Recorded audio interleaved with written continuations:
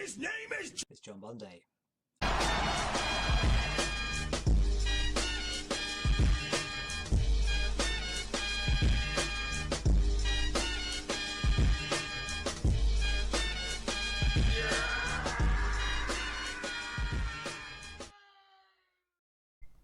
Hello Internet, it's John Bunday. I'm here with my pickups for, well, it's December 1st I'm recording, so December pickups. Woo!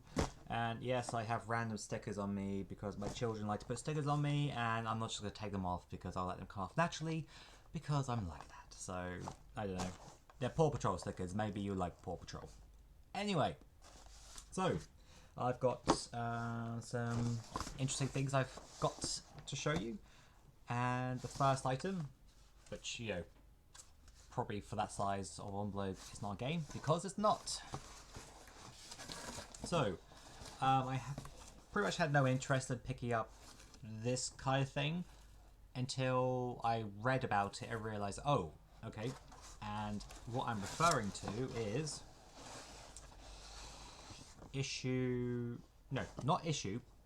Adventure 900 of Sonic the Hedgehog, the comic, currently being done by IDW.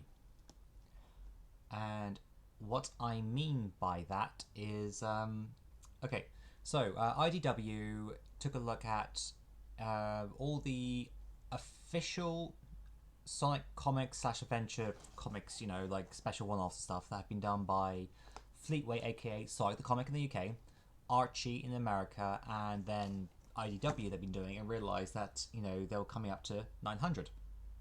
And so to celebrate that, they decided to do a special issue where they would get a bunch of the different, like, big authors and artists to come together. So there is one overarching story. I mean, the story itself is like, yeah, it's alright, but it's just the fact that you have all these various, both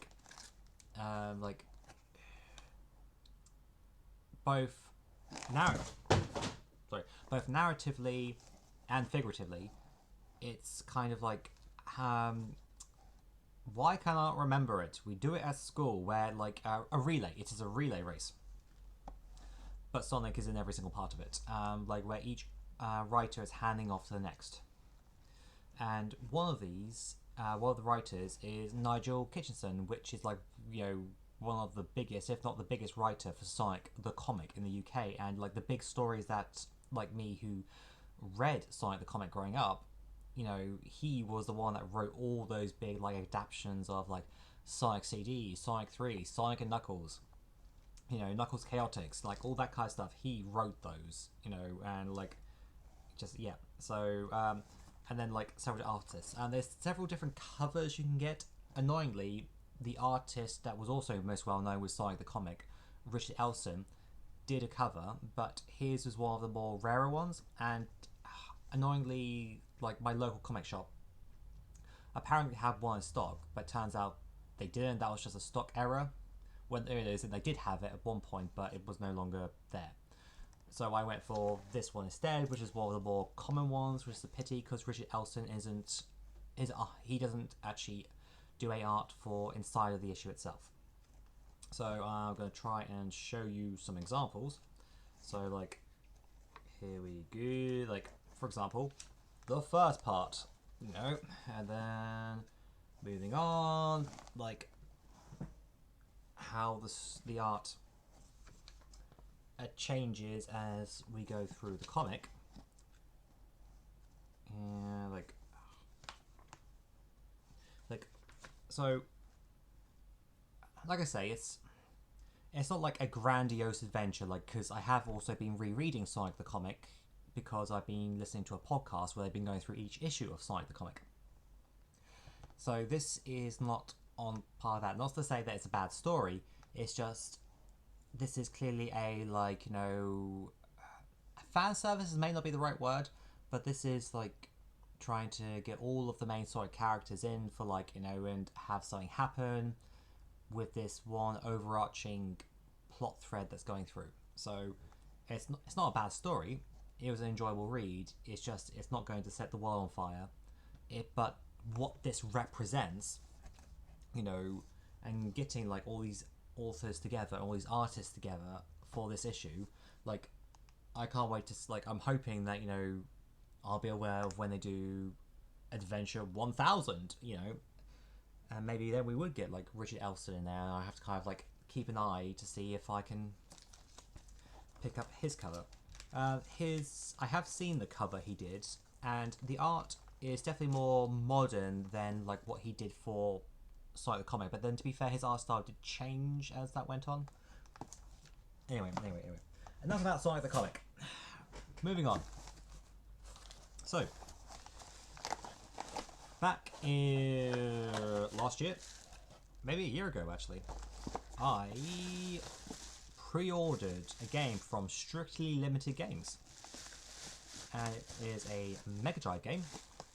It's one that was technically a re-release, but was never released in the Western Territory, so it was never an official English version of it. And that is the shmup Gleylancer. So I haven't opened this yet. I mean, I will open it. I'm not like going to just keep it like this.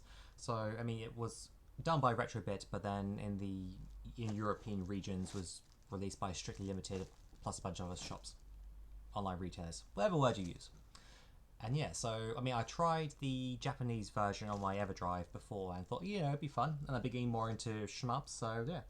I don't know how well you can see it, but like it has a ruby, that's the word they use, a red cart.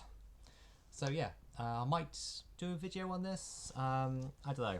I mean, like unboxing, showing some gameplay, but I've already got like my gameplay video of trying the Japanese version. So yeah, but yeah, so yeah, that's pretty cool. Like I say, it took a year to get here, and of course they then announced that they're doing another one. I think I might have heard of this one, but now they're doing Eliminate Down, so I'm debating whether or not I want to get that.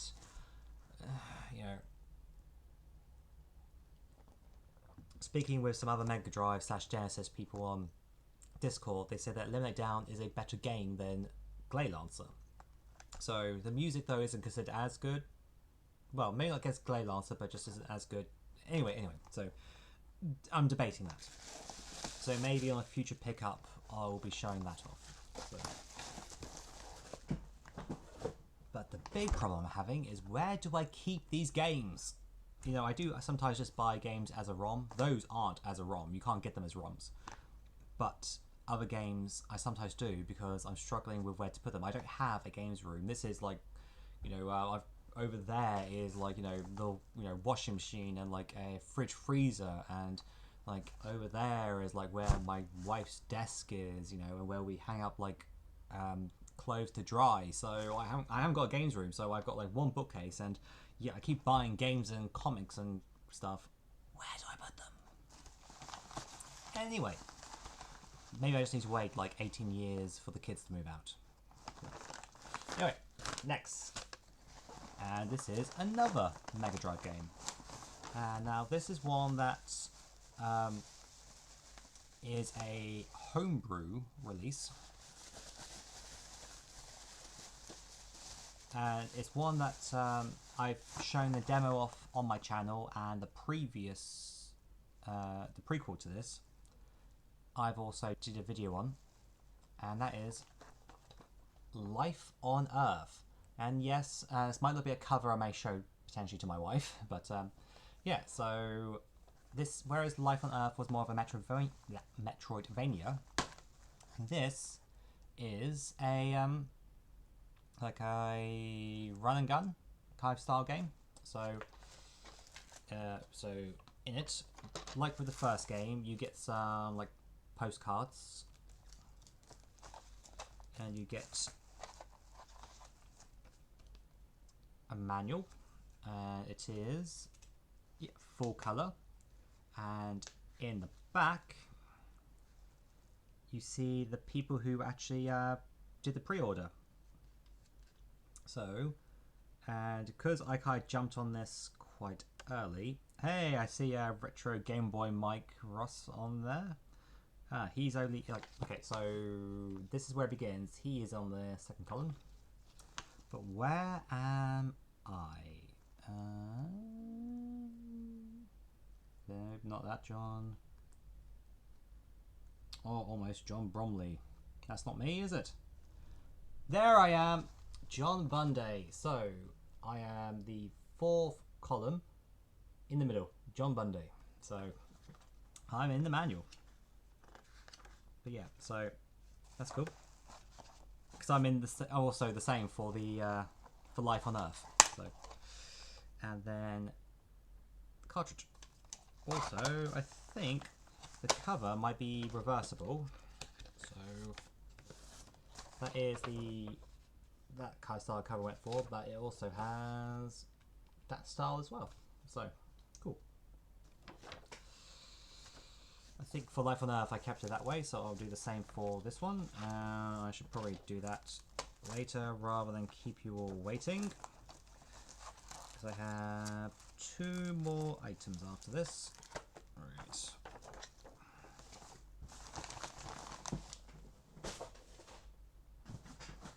Now, next. Right, this is something that there's 3 items in here, and technically I want one of them, and the other 2 you can do as a bundle of CEX. So I'm tempted to do that, but we'll see. So,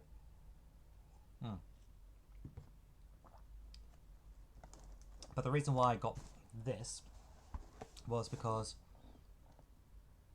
the item I want on my own, or I want to get on its own, can run anywhere between 90 to 200 pounds.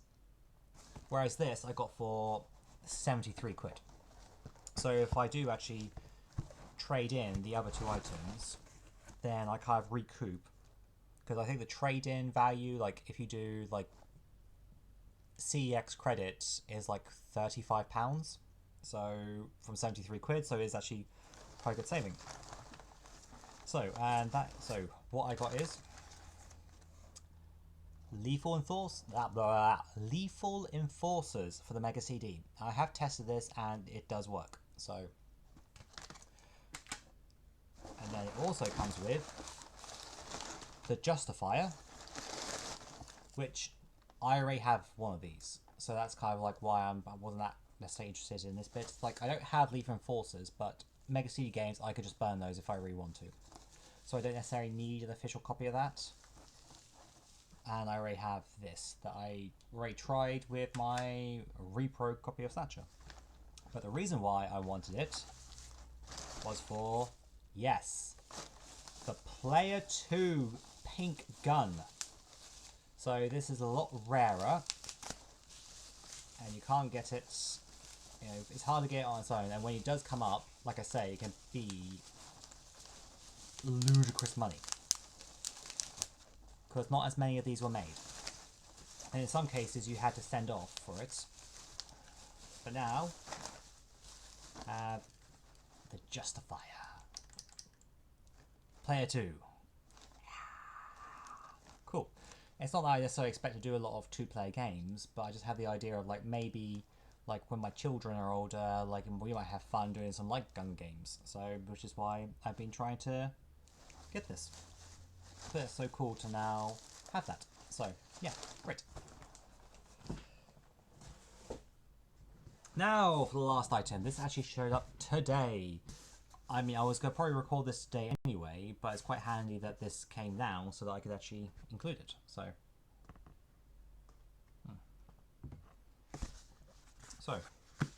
I haven't checked it yet. Now, I tell myself that I won't actually do this,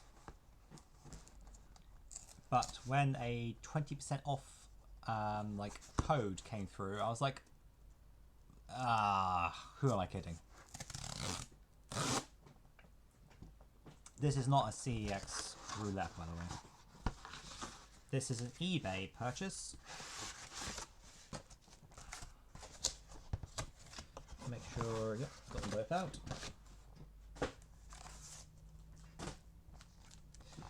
And I'm always surprised by how big they are. Anyway, so I said earlier on about Sonic the Hedgehog the comic and also Sonic the comic. And so I decided to pick up 2 issues. The first is this one, which is issue 53. Now then, John, why did you pick up the issue 53? So, I mean, it's the second birthday issue. And, oh, oh yeah, okay, the back cover advert. Oh, this takes me back. Like, I don't know how many of you remember seeing that. Oh, maybe I should get it out because the reflection on the plastic.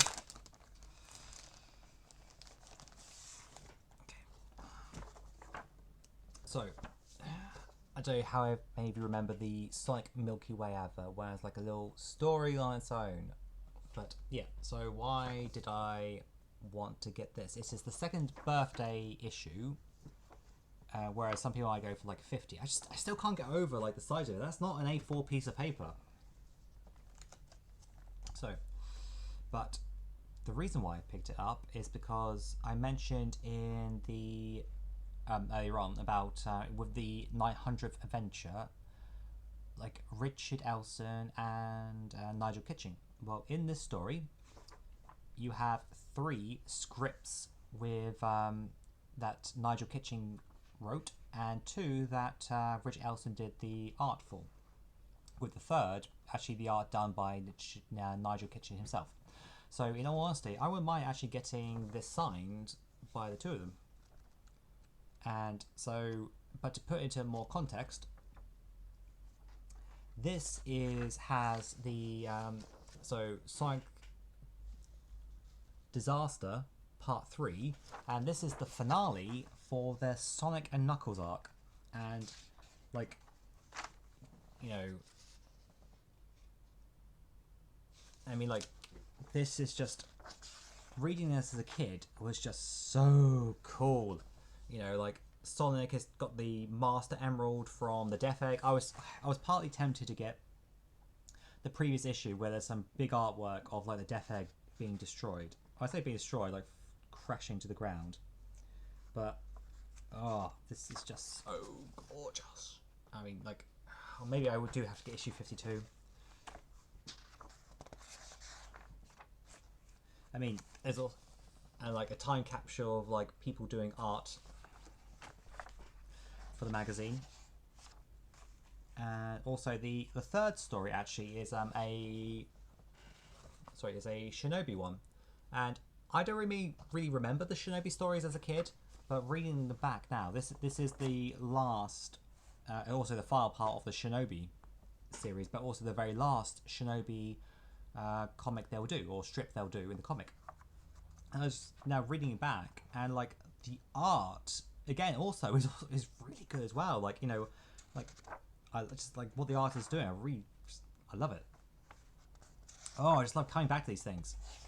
And I don't like to think of it as like, you know, oh, you know, nostalgia. It's just like, it is good. I mean, don't get me wrong, like, if you read the Streets of Rage strips, there's no way they should be making that for kids. Yet they were. Like, people were getting executed gangland style in those things, you know, so...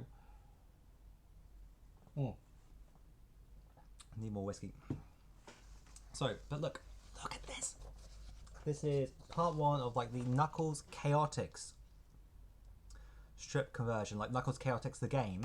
This is the story, like, they're doing to go with it. And, like, look at that art, like, you know, the emeralds, you know, on the floating island. Ah, gorgeous, gorgeous. Ah, and, like, you know... Oh, yes. Oh, it's so sexy. Look at that. Oh. The Chaotix crew coming out of the Omniviewer. But why is Knack the Weasel there? Why is he there? And also tips and cheats. I still can't get over how large these comics are. And yeah, the last strip, Sparkster, the only one they'll do for Rocket Knight, but this is because Sparkster, you know, the second game had just come out or was coming out. Again, written and sorry, no, it wasn't. The art wasn't by Nigel Kitching. My apologies, but he has done some where he did do the art. This is Keith Page instead. My bad. But yeah, but like, you know, a Rocket Knight strip as well, and just.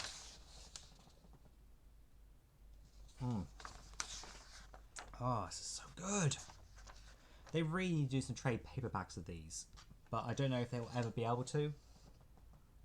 because I mean technically Fleetway Publishing is also 2000 AD, so you had a lot of like the artists from 2000 AD, and like I don't know if Nigel ever did writing for them, but maybe some writers also did stuff for this. So there's kind of like some bleed from that. But yeah, it's just sexy. So yeah, where did the plastic go? Okay, so yeah, I picked up that one, but I also picked up another one. This one I haven't read yet, and it's going to take a little while to get to. Let's try and not get it on the sellotape. As we put this back in. It just annoys me that I got rid of all these. Like, I kept all them as a kid, but then, you know, as I was trying to, like, downsize, because, you know, I was having to, like, make space in my bedroom, like, I just recycled all these, and I'm just like, no. Don't get me wrong, like, I don't want, like, all of them, but, you know, it's just the fact that I really should have, like, sold them all or gave them away so they could be, you know, given away. Then given to other people. So, and then the other issue I bought is issue 100. Yes, the 100th issue. So, and I remember this one quite well. And this one is The Downfall of Dr. Robotnik. So this is like, wow, you can feel a difference in the paper. Like that, the previous one was like felt glossy, whereas this definitely feels more matte. So they've lowered the quality of the paper by this point, which is a bit of an issue. Not an issue, which is a bit of a pity, really, I guess. But maybe it's like, you know, cost saving. So, for example, this one, so dated 9th of June 1995, £1.15. This one, issue 100, dated the 1st of April 1997, £1.25. So in like space of 2 years, the cost of paper, printing, and all that would have gone up. And so I guess this was a way to try and not make it more expensive. But oh well. But yeah, so missing are my free transfers, but I'm not really too worried about that. Plus it would have been covering like Knuckles. But yeah, so final victory. So for those who don't know, up to this point, Robotnik has been ruling Mobius, whereas this is the one where he finally gets kicked out. Epic 22-page story. So I think the entire issue is dedicated to this. So like script Nigel Kitchen, art Richard Elson, and so as you can see, like Richard Elson's art has also changed over the last 2 years. And pretty much the story starts on the fact that so without going too much detail, Super Sonic has become his own entity separate from Sonic because he was like a chaotic rage monster, but was trapped in the Omniviewer, but was eventually going to free himself. He has now freed himself. But at the same time, you know, we've got things happening with Dr. Robotnik, and I mean, like, seriously, they just, like, I mean, Sonic has, like, freaking laser beams coming out of his eyes. Ah, like, because I'm only up to, on my reread / listening of the podcast, issue/episode 55, I think. So I've still got a little while to go, but, you know, it just reminded me of, like, extra characters that were introduced. Like, you know, this is Dr. something or other. But, like, you know, another Echidna. You know, we never, except for Dark Brotherhood, the DS game, we never got any other Echidnas in the games. So, sorry, Sonic Adventure, there was that one, like, flashback to the past with the, with Chaos. So, but yeah, and then it's like 3D poster.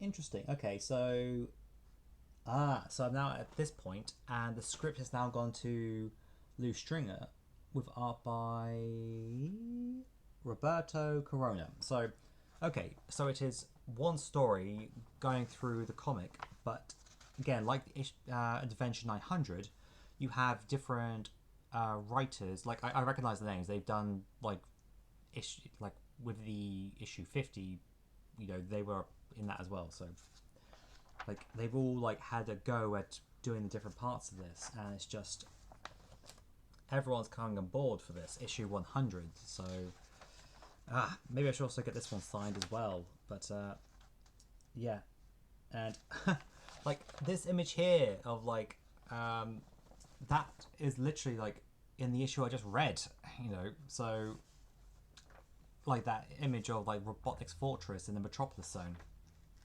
Yeah. So good.